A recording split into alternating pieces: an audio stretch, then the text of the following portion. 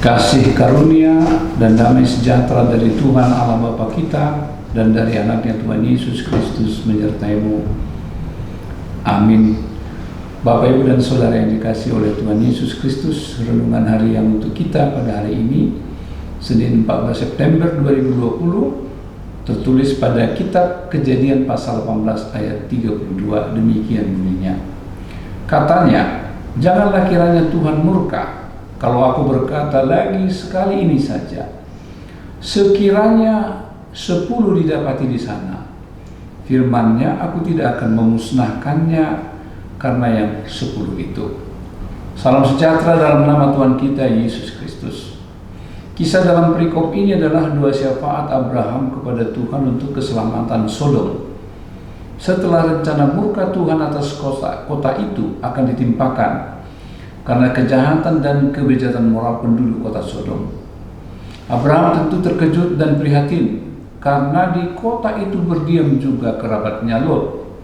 Tentu bila memikirkan diri dan perasaan, Abraham punya cukup alasan untuk tidak memberi atensi apapun terhadap rencana murka Tuhan, mengingat perselisihannya dengan Lot di masa lalu yang sempat memaksa mereka mengambil persepakatan untuk berpisah dan memilih jalan masing-masing.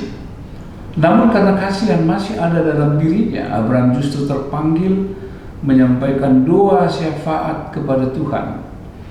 Abraham tidak menginginkan kehancuran kota itu, karena toh masih berpikir positif bahwa pasti ada 50 orang atau 40 atau 30 orang atau 20 orang, bahkan 10 orang yang benar di hadapan Tuhan.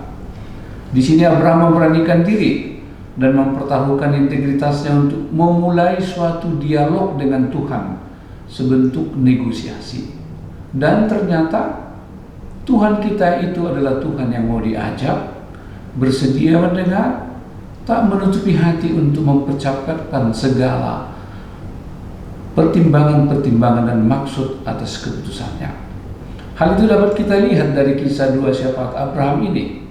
Abraham sangat peka dan penuh dedikasi, meyakinkan Tuhan untuk memberi ruang dialog dan negosiasi.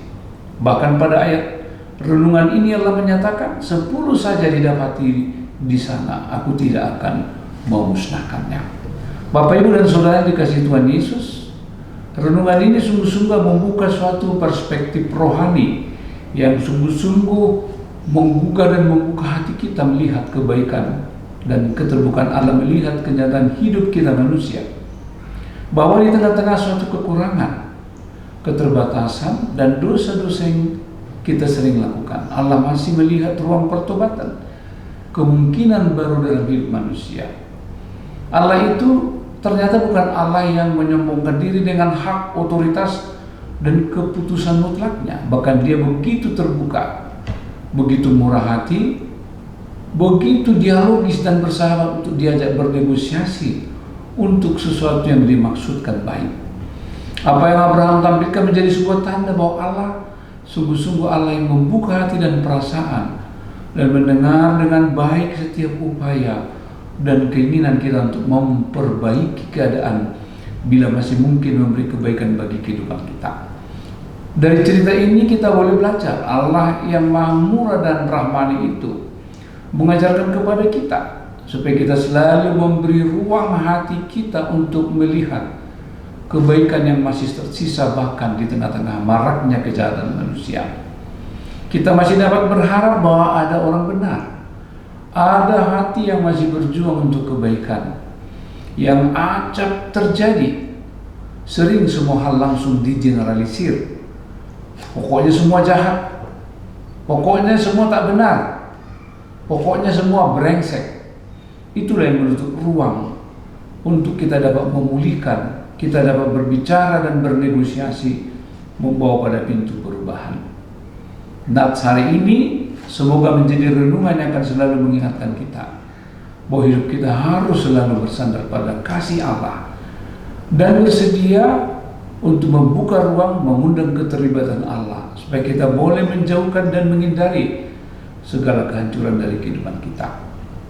Kiranya hiduplah sebagai sahabat Allah, Hiduplah dalam dialog yang terbuka dengan Allah setiap saat dalam kehidupan kita. Tak perlu takut, tak perlu malu dan tertutup untuk bernegosiasi dengan Allah.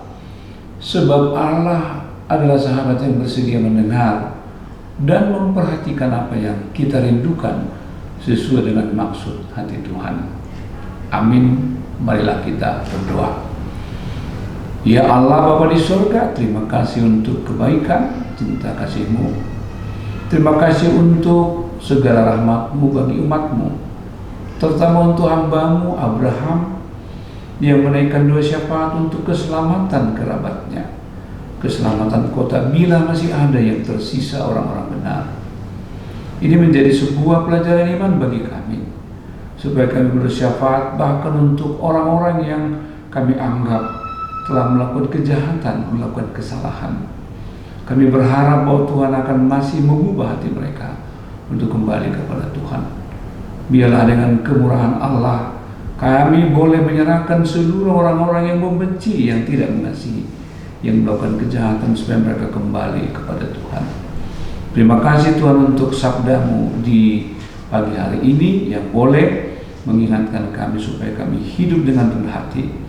Kami hidup berdialog dengan Tuhan, bahkan dalam hal apapun yang kami alami, kami dapat bernegosiasi dengan Tuhan, karena kami percaya Engkau adalah Allah yang selalu mendengar dan mampu untuk berdialog dengan anak-anak-Mu.